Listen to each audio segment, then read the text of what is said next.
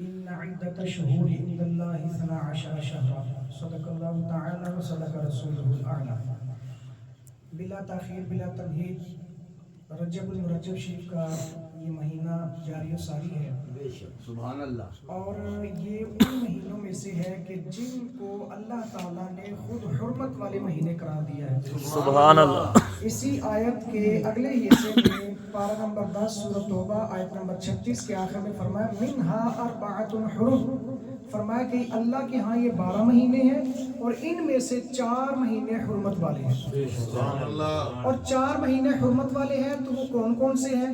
وہ نبی رحمت صلی اللہ تعالی علیہ وسلم نے خود ارشاد فرمایا. سنن ابی داؤد شریف کی روایت ہے اور روایت کا نمبر 1947 ہے. سرکار نے خود فرمایا کہ وہ پہ در پہ 3 ہیں اور ایک جو ہے وہ دوسری سائڈ پہ ہے. فرمایا وہ کون کون سے ہیں؟ ذوالقعدہ ہے، ذوالحجہ ہے اور محرم ہے اور پھر چوتھا رجب شریف ہے. فرمایا یہ 4 مہینے ہیں جن کو اللہ نے حرمت والا قرار دیا. سبحان اللہ. اچھا آپ جانتے ہیں کہ ان کو حرمت والا کیوں کہتے ہیں؟ بیسیکلی وجہ یہ تھی کہ ابتدائی اسلام میں جو عرب لوگ تھے وہ ان تینوں مہینوں کے اندر حج کی تیاری میں، حج کرنے میں، حج سے رخصت ہونے میں گزارتے تھے، اس لیے ان کو عزت والا سمجھا جاتا تھا. اور رجب کے اندر کثرت کے ساتھ عرب کے لوگ جو ہے وہ عمرہ شریف کی سعادت حاصل کرتے تھے، اس وجہ سے ان کو حرمت والے مہینے قرار دیا گیا. ذوالقعدہ میں حج کے لیے جاتے تھے، ذوالحج کے اندر حج کے ارکان ادا کرتے اور پھر محرم کے اندر ان کی واپسی ہوتی تھی، سفر طے کرتے تھے، اپنے اپنی منزلوں میں پہنچتے تھے. تو 3 مہینوں کا تعلق حج کے ساتھ اور رجب شریف کا تعلق کس کے ساتھ؟ عمرے کے ساتھ ہے. تو چونکہ دونوں ہی حرمین شریفین سے ریلیٹڈ تھے تو 4 مہینوں کو ہی حرمت والا اللہ نے قرار دے دیا. تو بیسیکلی یہ وجہ ہے، آپ کو پتہ بھی ہونا چاہیے حرمت والے کیوں کہتے ہیں. تو یہ جو رجب شریف کا مہینہ ہے اس کو بہت ساری نسبتیں حاصل ہیں. ویسے تو ہر مہینے کی اپنی اپنی نسبت ہے، کوئی نہ کوئی اس میں شخصیت ہے، جن کی ولادت ہے، جن کا وصال ہے، بہت ساری اس میں برکات ہے. لیکن اس کو نرالی ہی ایک حیثیت حاصل ہے کہ اس مہینے کے اندر مولا کائنات حضرت شیر خدا کرم اللہ تعالی وجہہ الکریم حضرت علی المرتضیٰ رضی اللہ تعالی عنہ آپ کا یوم ولادت آتا ہے. سبحان اللہ. اور علامہ ابن عساکر کی روایت کے مطابق 13 رجب المرجب کو آپ اس دنیا میں تشریف لائے تھے. اللہ سبحان اللہ. بے شک. اور رجب کے مہینے کو اور کون کون سی فضیلتیں حاصل ہیں؟ اسی مہینے کے اندر نبی رحمت صلی اللہ تعالی علیہ وسلم نے جو عرش پر گئے تھے، پھر سدرۃ المنتہا، پھر سدرۃ المنتہا سے پھر لامکہ فقان قاب قوسین او ادنی کی منزلیں طے کرتے ہوئے اللہ کا قرب حاصل کیا.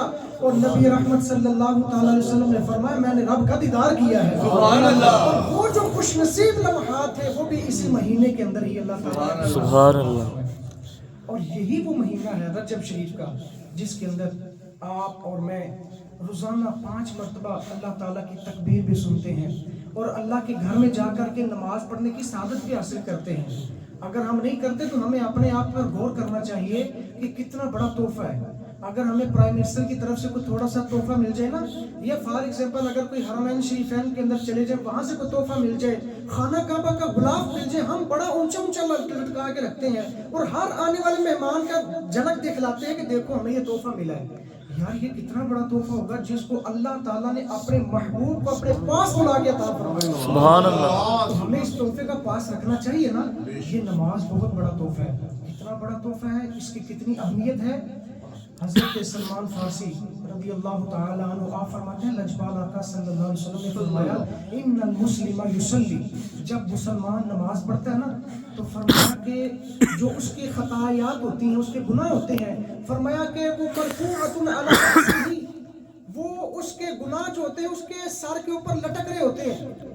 یعنی اللہ تعالیٰ جب اپنی عبادت کے لیے بندہ کھڑا ہوا دیکھتا ہے تو فرشتوں کو حکم فرماتے ہیں میرا بندہ میری عبادت کے لیے کھڑا ہوا، اس کے گناہ اسے اٹھا لیے جائیں.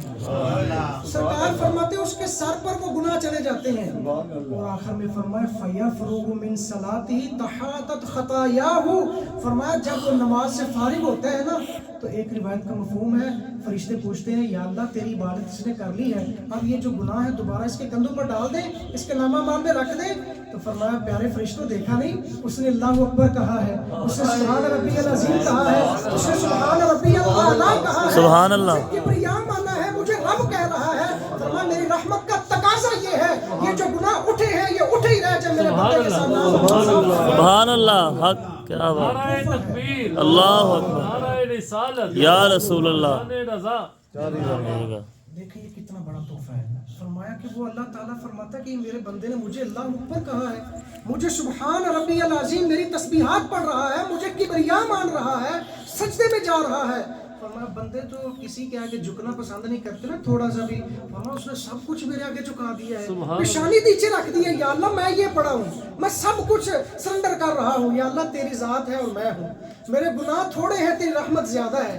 تو فرمایا اللہ تعالیٰ فرماتا ہے فرشتوں میں نے اپنے بندے کے گناہ معاف فرما دیے. سبحان اللہ. یہ تحفہ بہت بڑی قیمتی چیز ہے. ہم سب کو ایز اے مسلمان یہ ہمارا فریضہ بنتا ہے کہ ہم اس تحفے کی قدر کریں.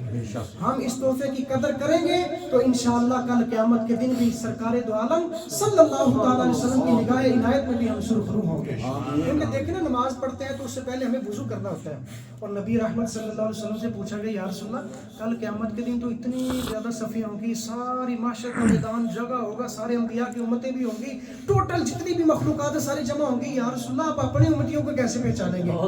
فرماتے ہیں میں اپنے امتیوں کو اپنے ان کے اعضائے وضو جو وہ عبادت کرتے ہوئے سب سے پہلے وضو کرتے ہوں گے, فرمایا ان کے وضو کے جو اعضاء ہیں وہ چمک رہے ہوں گے, میں پہچان لوں گا وہ میرا امتی اللہ کی عبادت کے لیے ہی نہ گئے, اگر ہم نے وضو ہی نہ کیا تو ہمیں پھر یہ سعادت کیسے میسر آئے گی؟ ہم نبی پاک صلی اللہ علیہ وسلم کی شفاعت کے حقدار کیسے بنیں گے؟ اس لیے اگر ہمیں دنیا اور آخرت میں کامیاب ہونا ہے نبی رحمت صلی اللہ تعالیٰ علیہ وسلم کی بتائے ہوئے طریقوں کے مطابق اپنی زندگی کو ڈھالنا ہوگا. تو یہ رجب شریف کا مہینہ جو ہے 13 رجب المرجب کو حضرت علی المرتضیٰ شیر خدا کرم اللہ تعالی وجہہ الکریم آپ کا یوم ولادت ہے. آج 11 رجب المرجب شریف ہے نا, تو 2 دن کے بعد ہے. تو اسی مناسبت سے ایک دو بات آپ سے کرنی ہے, قبلہ مفتی صاحب بھی تشریف لے آئے. تو پہلی بات یہ ہے نبی رحمت صلی اللہ تعالی علیہ وآلہ وسلم نے خود حضرت علی رضی اللہ تعالیٰ عنہ کی آپ کو پتہ ہے کفالت فرمائی ہے. حضرت ابو طالب کے گھر گئے اور جب وہاں پر دیکھا ان کی تعداد زیادہ ہے بچوں کی اور راشن پانی کا اتنا انتظام نہیں ہے, تو دیکھیں صلہ رحمی یہ ہوتی ہے. آج ہمیں اپنے بھائی کا بھی احساس نہیں ہوتا, اپنے قریبی پڑوسیوں کا بھی احساس نہیں ہوتا. سرکار نے یہ عمل کر کے لوگوں کو بتلایا ہے کہ اپنوں کا احساس یوں کیا جاتا ہے. آپ نے فرمایا چچا آپ سے اتنے بچوں کی کفالت نہیں ہوگی, ایک بیٹا مجھے دے دے میں ان کی کفالت کرتا ہوں. حضرت علی رضی اللہ تعالیٰ کو پاس لے آئے اور قسمتوں والے ہیں اور ایسا دنیا میں تشریف لائے. ولادت ہے نا, حضرت علی کی ولادت ایسی ہوئی ہے اور ایسے وہ لمحات ہیں کہ کائنات میں کسی اور کو وہ برکت حاصل نہیں ہوئی. کون سی برکت؟ سرکار کی جب گود میں آئے تو حضرت علی رضی اللہ تعالیٰ وہ واحد شخصیت ہے جو اس دنیا میں تشریف لائی, تو آنکھیں کھولی تو سب سے پہلے چہرہ مصطفیٰ کو اللہ سبحان اللہ اللہ اکبر یا رسول اللہ یا علی نگر نگر گلی گلی علی علی علی علی گلی گلی علی علی علی علی گلی نگر نگر ابو بکر ابو بکر نگر نگر نگر نگر گلی گلی علی علی علی علی. یقین کی شان کی حضرت علی رضی اللہ تعالی عنہ. اب یہاں پر جب ان کی فضیلت کی بات کی جاتی ہے نا تو اللہ معاف فرمائے کچھ لوگ ایسے ہیں جو ان کی فضیلت بیان کرنے میں حد سے گزر جاتے ہیں, اور کچھ تو ایسے کم بخت ہے جو ان کے نقائص ٹوٹنا شروع کر دیتے ہیں, اور وہ پھر ان کی افسوس کا عالم یہ ہے کہ وہ اتنا نیچے گر جاتے ہیں کہ معاذ ان کی گستاخیوں تک اتر جاتے ہیں. اور الحمدللہ ثم الحمدللہ اہل سنت اللہ تعالیٰ نے ان پر یہ فضل فرمایا ہے کہ یہ نہ صحابہ کے گستاخ ہیں نہ ہی اہل بیت کے گستاخ ہیں, بے شک سبحان اللہ پیار کرنے والے ہیں. سچ. اللہ حضرت رحمت اللہ تعالیٰ نے فرمایا اہل سنت کا ہے بیڑا پار اصحاب حضور, نجم ہے اور نو ہے اطرت رسول اللہ. صحابہ سے بھی پیار کرتے ہیں, سرکار کے گھر والوں سے بھی پیار کرتے ہیں اور سرکار کے در والوں سے بھی پیار کرتے ہیں. تو حضرت علی رضی اللہ تعالی عنہ آپ کی شان کے حوالے سے جہاں پر لوگ فضیلت کی بات کرتے ہیں تو کہیں حد کراس کر جاتے ہیں, تو بات سمجھنے کی ہے کہ ہمیں وہ کون سا لمحہ ہے یا وہ کون سا رستہ ہے جس کو اپنائیں تو ہمارا ادھر سے بھی ڈماڈول ہونے کا معاملہ جو ہے وہ بھی بچ جائے اور دوسری طرف بھی ہم جو ہے وہ خطرے سے بچ جائیں. اس کا درمیانہ رستہ کون سا ہے؟ ماشاءاللہ. تو حضرت علی رضی اللہ تعالی عنہ نبی پاک صلی اللہ تعالی علیہ وسلم نے خود فرمایا حضرت علی رضی اللہ تعالی عنہ سے, فرمایا اے علی فی کا تمہارے معاملے میں مثل علی عیسیٰ, فرمایا تمہاری مثال عیسیٰ کی طرح ہے. فرمایا کہ جیسے وہاں پر دو قسم کے لوگ تھے نا، فرمایا کچھ وہ تھے کہ جنہوں نے نفرت کا اظہار کیا اور یہاں تک انہوں نے نبی حضرت عیسیٰ علیہ السلام کے ساتھ نفرت کا اظہار کیا، فرماتے ہیں کہ انہوں نے باہتو امہ، آپ کی والدہ پر حضرت مریم سلام اللہ علیہا پر بھی تہمتیں لگانا شروع کر دی۔ فرمایا ایک تو وہ لوگ تھے جنہوں نے ان سے نفرت کی تو اس حد تک چلے گئے، اور فرمایا دوسرے وہ لوگ تھے جو نصارہ کہلاتے ہیں، انہوں نے محبت کی اور محبت میں وہاں تک پہنچ گئے کہ جو ان کا مقام نہیں تھا، یعنی ان کو کہہ دیا کہ یہ اللہ کا بیٹے ہے۔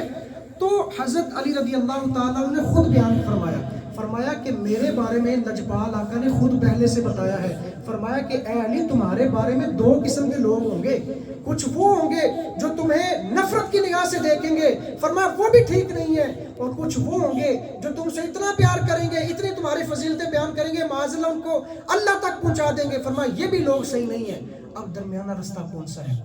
سمجھنے کی بات یہ ہے، جیسے ہم حضرت علی رضی اللہ تعالیٰ عنہ آپ کی فضیلت کو تسلیم کرتے ہیں، آپ کے فضائل اور کمالات کو تسلیم کرتے ہیں، من نون اسی طرح حضرت ابوبکر صدیق کے فضائل کو بھی مانتے ہیں، دیگر جتنے بھی صحابہ کرام ہیں الحمدللہ ثم الحمدللہ، ہم یہ تسلیم کرتے ہیں کہ اللہ تعالیٰ نے جتنے فضائل جو جس صحابی کو، جن اہل بیت کے گھرانے کے نفوس قدسیہ کو جو فضائل عطا فرمائے ہیں، ہم سب ان کو تسلیم کرتے ہیں، اسی سے نہیں جو فضیلت اللہ نے ان کو عطا کی ہے، معاذ اللہ بندہ کون ہوتا ہے ان کو کام کرنے والا۔ تو جب درمیانہ رستہ ہمیں دیکھنا ہے تو میں آپ کو ایک دو مثال دیتا ہوں۔ اب سب سے پہلی بات بخاری شریف کی روایت ہے، نبی رحمت صلی اللہ علیہ وآلہ وسلم جب ہجرت سے پہلے مکہ شریف کے اندر گئے تو آپ کو پتہ ہے نا خانہ کعبہ میں بت لٹکے ہوتے تھے، حضرت علی رضی اللہ تعالی عنہ آپ فرماتے ہیں لجپال آقا صلی اللہ تعالی علیہ وسلم جن کے کندھے مبارک اور جن کے قدم بھی عرشوں پر پہنچتے ہیں، فرمایا ان لجپال آقا نے مجھے فرمایا کہ اے علی اسعد علی من کی بیا، میرے کندھے پر کھڑے ہو جاؤ، ان بتوں کو گرا دو۔ فرمایا مجھے فرمایا اور میرے بخت جاگے۔ اب ذرا جملہ سنیے، حضرت علی رضی اللہ تعالی عنہ آپ فرماتے ہیں نبی رحمت صلی اللہ تعالی علیہ وسلم سے مس ہونے کی فضیلت یہ تھی، فرمایا کمال یہ حاصل ہوا، فرماتے ہیں جب میں سرکار کے کندھوں پر کھڑا ہوا نا، فرمایا آسمان میرے اتنے قریب تھا، اگر میں چاہتا تو آسمان کو بھی ہاتھ لگا سکتا۔ اللہ سبحان اللہ سبحان اللہ۔ صلی اللہ علیہ وسلم کو اپنے جیسا کہتے ہو، ان کی تو شان ورا ہے۔ حضرت علی فرماتے ہیں میں چاہتا تو آسمان کو بھی چھو سکتا تھا، اس وقت میری جو نگاہ ہے اس کی پرواز کا عالم یہ تھا۔ اور حضرت علی رضی اللہ تعالیٰ کی جہاں یہ شان ہے، دوسری طرف نبی رحمت صلی اللہ تعالیٰ علیہ وسلم یہ بھی بخاری شریف کی روایت ہے، سرکار مدینہ صلی اللہ تعالیٰ علیہ وآلہ وسلم ایک مقام یہ ہے، حضرت علی رضی اللہ تعالیٰ عنہ کو سرکار نے فرمایا کہ اے علی میرے کندھوں پر چڑھ جاؤ۔ اور ایک مقام ہم ہجرت کے مقام پہ دیکھتے ہیں، حضرت ابوبکر صدیق غار ثور میں انٹر ہونے لگے ہیں، عرض کی یا رسول اللہ آپ میرے کندھوں پر چڑھ جائیں۔ سبحان اللہ۔ تو جن کو سرکار اپنے کندھوں پر بٹھائے ان کو علی المرتضیٰ کہتے ہیں، اور جو سرکار کو اپنے کندھوں پر بٹھائے انہیں ابوبکر صدیق کہتے ہیں۔ سبحان اللہ سبحان اللہ۔ صدیق اکبر زندہ آباد، خانہ صدیق اکبر زندہ آباد۔ دیکھیں نا یہ ہے محبت۔ الحمدللہ ہم اہل بیت طہار سے بھی پیار کرتے ہیں، سرکار کے صحابہ سے بھی پیار کرتے ہیں، اور یہ دیکھیں پیار، یہ بھی دیکھیں کتابوں میں لکھا ہے۔ افسوس کی بات یہ ہے ممبروں پہ چڑھ جاتے ہیں اور سٹیجوں پہ آ کر کے طرح طرح کی لوگوں کو جو ہے وہ شبہ کا شکار کرتے ہیں۔ ایک دوسری بات آپ سے عرض یہ کرتا ہوں، مسند احمد کی روایت ہے، روایت کا نمبر 644 ہے، نبی رحمت صلی اللہ تعالی علیہ وآلہ وسلم جب عمرہ شریف کے لیے گئے، صلح حدیبیہ کا موقع ہے، آپ جب وہاں پر حدیبیہ کے مقام پر پہنچے، کفار مکہ نے کیا کہا؟ انہوں نے کہا کہ ہم نے محمد صلی اللہ علیہ وسلم آپ کو اس سال عمرہ نہیں کرنا۔ ایک معاہدہ طے ہوا، اور وہ جو معاہدہ لکھا گیا تو اس کے الفاظ یہ ہیں، سرکار مدینہ صلی اللہ علیہ وسلم نے وہ خود لکھا اور پھر فرمایا کہ ھذا ما قضى علیہ محمد رسول اللہ، فرمایا یہ وہ فیصلہ ہے، یہ وہ خط نامہ ہے جس کو محمد رسول اللہ نے خود تحریر کیا ہے، فرمایا یہ ہمارا فیصلہ ہے۔ اب جناب جب یہ خط ان کفار مکہ تک پہنچا نا، قالوا لا نقر، انہوں نے جب خط دیکھا تو انہوں نے کہا بھائی ہم اس کو تسلیم نہیں کرتے، کہتے یہی تو ہمارا رولا ہے کہ ہم آپ کو محمد الرسول اللہ نہیں مانتے، تو آپ نے اوپر لکھا بھی یہی ہے تو ہم اس کو تسلیم نہیں کرتے، لہٰذا یہاں پر محمد بن عبداللہ لکھے۔ تو نبی پاک صلی اللہ علیہ وسلم کے پاس آئے تو سرکار مدینہ صلی اللہ علیہ وسلم نے فرمایا قال علی علی حضرت علی سے فرمایا امحو محمد الرسولullah، اے علی یہ جو محمد الرسول اللہ لکھا ہے نا اس کو مٹا دو، محمد بن عبداللہ لکھ دو۔ اب حضرت علی رضی اللہ تعالیٰ عنہ عرض کرتے ہیں یا رسول اللہ واللہ لا امحوک ابدا، یا رسول اللہ میں اب کی بار کیا بات کرتے ہیں، میں کبھی بھی ساری زندگی جب تک علی کا سانس چل رہا ہے محمد الرسول اللہ کا ٹائٹل میں نہیں ختم کر سکتا۔ سبحان اللہ، یا رسول اللہ یہ ٹائٹل تو آپ کو اللہ نے عطا فرمایا اللہ نے ہے، عطا کی ہے، اللہ نے آپ کو رسول بنا کر بھیجا ہے، ہم نے آپ کو رسول مان لیا ہے، اور اب میں اپنے ہاتھوں سے علی کون ہوتا ہے آپ کو اللہ کا رسول ہونا جو ہے وہ ختم کر دوں؟ یا رسول اللہ میرے میں اتنی ہمت اور جرأت نہیں ہے۔ اب یہ وہ مقام ہے جہاں پر سوچنے اور سمجھنے کی بات ہے، عقیدے کی بات ہے۔ حضرت علی رضی اللہ تعالیٰ عنہ نے عرض کی ہے یا رسول اللہ میں یہ کام نہیں کر سکتا۔ اب بظاہر دیکھا جائے سرکار نے حکم فرمایا تھا، حضرت علی کو چاہیے تھا حکم کی تعمیل کرتے، بظاہر آپ نے جو بات کی، مفتی احمد یار خان نعیمی رحمۃ اللہ تعالی علیہ یہ روایت نقل کرنے کے بعد میرات المناجی شریف میں لکھتے ہیں، آپ فرماتے ہیں کہ یاد رکھو یہ آپ نے انکار کر کے حکم عدولی نہیں کی، بلکہ یہ حضرت علی کا جذبہ عشق تھا جس کی وجہ سے آپ نے انکار کیا ہے۔ یہ بظاہر انکار لگ رہا ہے لیکن فرمایا یہ آپ کا جذبہ عشق تھا۔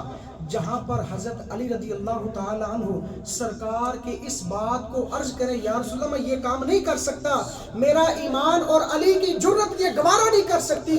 دوسری طرف جب ہم دیکھتے ہیں بخاری شریف کی روایت نمبر 114، نبی رحمت صلی اللہ تعالی علیہ وسلم آخری دنوں میں ہے، سرکار مدینہ صلی اللہ علیہ وسلم نے فرمایا ایتونی بکتاب اکتب لکم کتابا، فرمایا کہ میرے پاس خطابت کے کچھ چیزیں لاؤ، میں تمہیں کچھ فیصلہ لکھ دوں تاکہ میرے بعد کسی قسم کا شور و گل نہ ہو۔ حضرت عمر فاروق رضی اللہ تعالیٰ عنہ آپ نے عرض کی پیارے صحابہ سرکار پہلے ہی مرض الموت پہ ہے تو فرمایا سرکار کو ڈسٹرب نہیں کریں، ہمیں جو اللہ کے محبوب نے ہدایات دی ہیں وہ ہمیں زندگی بسر کرنے کے لیے کافی ہے، لہٰذا ہمیں اب سرکار کو مشکلات میں تنگ نہیں کرنا۔ اب یہاں پر جب آیا تو لوگ جو ہے وہ اپنے اندر کا بغض نکالنے لگے اور معاذ اللہ حضرت عمر فاروق کے بارے میں طرح طرح کے نشانے کسنے لگے کہ دیکھو جی اس وقت وہ لا کے دیتے تو انہوں نے حضرت علی کی خلافت اول لکھنی تھی، لہٰذا انہوں نے نہیں لکھی، لہٰذا وہ چھپانا چاہتے تھے، وہ تسلیم نہیں کرتے تھے، معاذ اللہ طرح طرح کے تانے کستے ہیں۔ یاد رکھو ایک یہ روایت ہے جو بخاری شریف کی روایت کا نمبر 2699، وہاں پر حضرت علی رضی اللہ تعالیٰ نے جب انکار کرے حضرت مفتی احمد یار خان نعیمی فرماتے ہیں کہ یہ آپ کا جذبہ عشق تھا، تو یاد رکھو جیسے حضرت علی رضی اللہ تعالیٰ عنہ کا وہاں پر جذبہ عشق تھا، یہاں پر حضرت عمر فاروق کا جذبہ ادب تھا جس کی وجہ سے انہوں نے انکار کیا تھا۔ تو یہ بات عقیدے کی، اس کو سمجھنے کی کوشش کریں۔ لوگ طرح طرح کی آپ کو باتیں سنا کے ورگلانے کی کوشش کرتے ہیں، اللہ تعالی ہم سب کو عقائد اہل سنت کے مطابق زندگیاں بسر کرنے کی